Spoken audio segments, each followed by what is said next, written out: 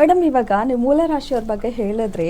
ಸಾಮಾನ್ಯವಾಗಿ ಮೂಲ ನಕ್ಷತ್ರದವ್ರ ಬಗ್ಗೆ, ಮೂಲ ನಕ್ಷತ್ರ ಅಂದ್ರೇನೆ ನೆಗೆಟಿವ್ ಅಂತ ಹೇಳ್ತಾರೆ. ಅವ್ರಿಗೆ ಯಾಕೆ ಆ ರೀತಿ ಬರುತ್ತೆ? ಹೌದಾ, ನಿಜಕ್ಕೂ ಆ ರೀತಿನೇ ಇರುತ್ತಾ? ನೋಡಿ, ಐಶ್ವರ್ಯ ರೈ ಅವರು ಕೂಡ ಮೂಲ ನಕ್ಷತ್ರನೇ.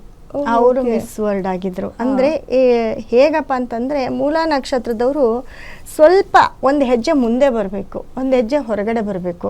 ಅದಕ್ಕೂ ತಾಳ್ಮೆಯಿಂದ ಬರಬೇಕು, ವೆಯ್ಟ್ ಮಾಡಬೇಕು. ಇವಾಗ ಕಾಯುವಂಥ ಸಂದರ್ಭ ಏನಿರುತ್ತೆ ನೋಡಿ, ಕಾಯ್ದಾಗ ನಮಗೆ ಅಲ್ಲಿ ಫಲ ಜಾಸ್ತಿ ಅಂತ ಹೇಳ್ತೀವಿ. ಕಾಯ್ದು ಏನೇ ಆಗಲಿ, ಇವಾಗ ತುಂಬ ಹಸುವಾಗಿ ಊಟ ತಿಂದಾಗ ನಮಗೆ ಅದು ತೃಪ್ತಿ ಅನಿಸುತ್ತೆ. ಅದೇ ರೀತಿ ಮೂಲ ನಕ್ಷತ್ರದವರು ಪ್ರತಿಯೊಂದು ಕೆಲಸ ಕಾರ್ಯದಲ್ಲೂ ತುಂಬ ಪೇಷನ್ಸ್ ಇರಬೇಕು, ಅವರಿಗೆ ತುಂಬ ತಾಳ್ಮೆ ಇರಬೇಕು. ಕೋಪದ ಕೈಗೆ ಅವರು ಕೈ ಕೊಡಬಾರ್ದು. ಯಾಕಂದರೆ ಕೋಪವನ್ನು ಅತಿ ಹೆಚ್ಚು ಅವರು ಕಂಟ್ರೋಲ್ ಮಾಡ್ಕೊಳ್ಬೇಕಾಗತ್ತೆ. ಮತ್ತು ಮನೆಯಲ್ಲೂ ಅಷ್ಟೇ, ಮೂಲ ನಕ್ಷತ್ರದವ್ರು ಇದ್ದಾಗ ನೋಡಿ, ಹುಟ್ಟುತ್ತಾನೆ ಶ್ರೀಮಂತರಿರ್ತಾರೆ, ಆಯಿತಾ. ಹುಟ್ಟುತ್ತಾನೆ ಕೆಲವೊಂದು ಮನೇಲಿ ಶ್ರೀಮಂತರಿರ್ತಾರೆ, ಕೆಲವೊಂದು ಮನೇಲಿ ಏನೂ ಇಲ್ವಾ, ಅವರು ಕೊನೆಗೆ ಶ್ರೀಮಂತರ ಆಗೇ ಆಗ್ತಾರೆ. ಇವಾಗ 50-50 ಇರುತ್ತೆ.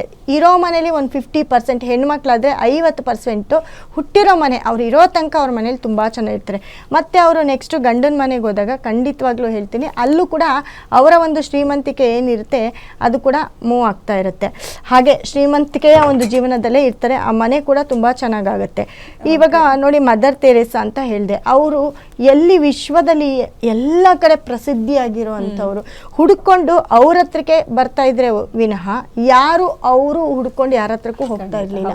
ಎಷ್ಟೋ ಮಕ್ಕಳಿಗೆ, ಎಷ್ಟೋ ಬಡ ಮಕ್ಕಳಿಗೆ, ಎಷ್ಟೋ ಅನಾಥರಿಗೆ ಒಂದು ಕೈ, ಅಂದರೆ ಅವರ ಒಂದು ಪೇಷನ್ಸ್ ಹೇಗಿರುತ್ತೆ ಅಂತ ಅಂದರೆ, ಅವರ ಒಂದು ತಾಳ್ಮೆ ಎಂಥ ಪರಿಸ್ಥಿತಿ ಬಂದ್ರೂ ಅವರು ತಾಳ್ಮೆ ಗೆಡಲಿಲ್ಲ. ಯಾಕಂದರೆ ಅವರು ತುಂಬ ಕಷ್ಟ ನಷ್ಟಗಳನ್ನ ಅನುಭವಿಸಿದ್ದಾರೆ. ಆದ್ರೂ ಅವರು ಒಂದು ಮಾದರಿಯಾಗಿದ್ದಾರೆ, ದೇಶಕ್ಕೆ ಒಂದು ಮಾದರಿಯಾಗಿ. ಅವ್ರ ತಾಯಿ ಅನ್ನೋ ಒಂದು ಮದರ್ ತೆರೇಸಾ ಅಂದರೆ ಆ ತೆರೇಸಾ ಮುಂದ್ಗಡೆ ಅವರ ಒಂದು ಎಲ್ಲರಿಗೂ ತಾಯಿ ಅನ್ನೋದು ತೋರಿಸಿದ್ದಾರೆ. ಅದೆಲ್ಲ ಇದು ಕೂಡ ಮೂಲ ನಕ್ಷತ್ರದವರೇ ನೋಡಿ. ಹಾಗೆಯೇ ಬಿಲ್ಲಿ ಗ್ರಾಮ್ ಅಂತ ಅವರು ಬಂದು ಅವರು ತುಂಬ ಒಳ್ಳೆ ಫೈಟರ್ ಅಂದ್ಕೊಳ್ತೀನಿ, ಅವ್ರದ್ದು ಕೂಡ ಮೂಲ ನಕ್ಷತ್ರ. ಮತ್ತು ಸ್ಟೀವನ್ ಅಂತ ಒಬ್ರು ಇರ್ತಾರೆ, ಅವರು ಒಳ್ಳೆ ಫೇಮಸ್ ಫಿಲಮ್ ಮೇಕರ್. ಅವರು ಅಂತಂದರೆ ಈ ಫಿಲಮ್ಸ್ ಎಲ್ಲ ಬರೋದಕ್ಕೆ ಸಿಕ್ಕಾಪಟ್ಟೆ ಫೇಮಸ್ ಫಿಲಮ್ ಇಂಡಸ್ಟ್ರಿಯಲ್ಲಿ. ಮತ್ತು ರಾಮಕೃಷ್ಣ ಡಾಲ್ಮಿಯಾ ಅಂತ ಅವರು ಅಷ್ಟೇ ಅವರು ಒಂದು ದೊಡ್ಡ ಬಿಸ್ನೆಸ್ ಮ್ಯಾನು. ಇವರೆಲ್ಲರೂ ಮೂಲ ನಕ್ಷತ್ರದಲ್ಲಿರೋರೆ. ಇದ್ರ ಜೊತೆಗೆ ಸರಸ್ವತಿ, ನಾವೇನು ಹೇಳ್ತೀವಿ ಸರಸ್ವತಿ ಆಗಿರ್ಬೋದು, ಸಾಕ್ಷಾತ್ ಸರಸ್ವತಿ ಅಂತ ಅಂದರೆ ಸಣ್ಣ ಒಂದು ಮಕ್ಳಿಗೂ ನಾವು ವಿದ್ಯೆ ಕಲಿಸ್ಬೇಕು ಅಂದರೆ, ಇವಾಗ ವಿದ್ಯೆ ಕಲಿಬೇಕು ಅಂತಂದರೆ ನಮ್ಮಲ್ಲಿ ಪೇಷನ್ಸು, ಏಕಾಗ್ರತೆ ಇರಬೇಕು. ಆ ಏಕಾಗ್ರತೆಗೆ, ಪೇಷನ್ಸ್ಗೆ ಎಲ್ಲದಕ್ಕೂ ಮೂಲ ದೇವರು ನಮ್ಮ ಸರಸ್ವತಿ ಆಗಿರ್ತಾರೆ. ಮತ್ತು ನಾನು ಹೇಳಿದೆ ಆಂಜನೇಯಂದು ಕೂಡ ಮೂಲ ನಕ್ಷತ್ರ ಅಂತ.